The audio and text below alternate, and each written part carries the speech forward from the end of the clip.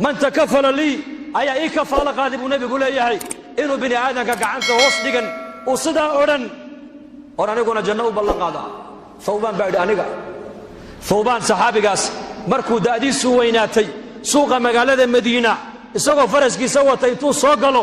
jeedalka faraska uu la dhacayo ayaa suuqa kaga dhici jiray dhexdiisa rubama laga yaabaa jeedalkaasi nin meesha maraya inuu kaga dhaco raqabadiisa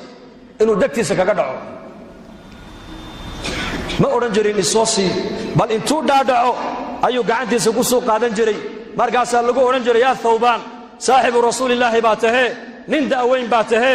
jeedalka agteeda ku dhacay maana tiraayda annaka noo dhiib markaasuu oran jiray nabi maxamed ballan la galay ballankii nabi aan la galay baan buuxinayaa buu oran jiray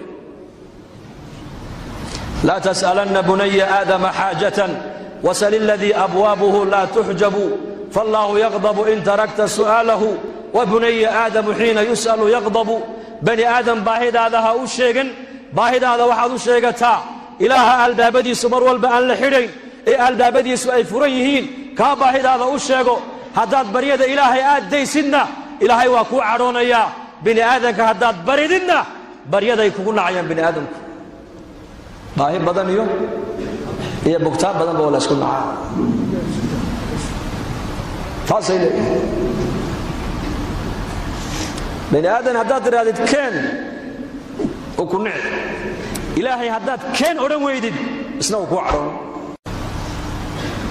gacantan marka waxa la inoo siiyay inaan ilaahay hoos dhigano ilaahay barino Malik bin Dinar rahimahullah habeenada kamid ku manaamay manaan baa lagu yiri ka masaajidka ku yaala xaafada waa Madiinatu Basra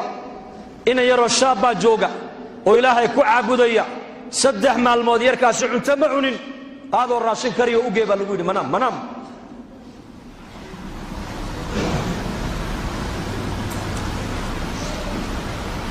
وكعي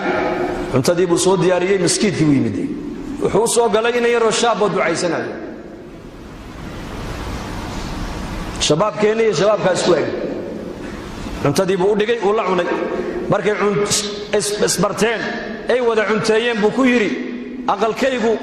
waxa ku yaala xaafada ka dambayso ku yaala wadada saa u soo marsada u soo mar ali markaad baahateen cunto u baahatay ii kale buu ka yiri hadalka markuu yarkii yaraa maqlayba wajigiisii buu bedelay wuxuu yiri maad taqaanay horay may maan ku aqaanay maya xalay adigoo hurda ka amarka kugu siiyay inaad kacdo cunto aad ii soo kariso ii keento ka bariyadiisa intoon daayiman adiga ku yimaada buu kay ida saalta fas'alillah kaasaan bari buu meel kale ma bariyo albaabka makhluuqa waan iska xidhay buu anigu albaabka khaaliqan garaaca bas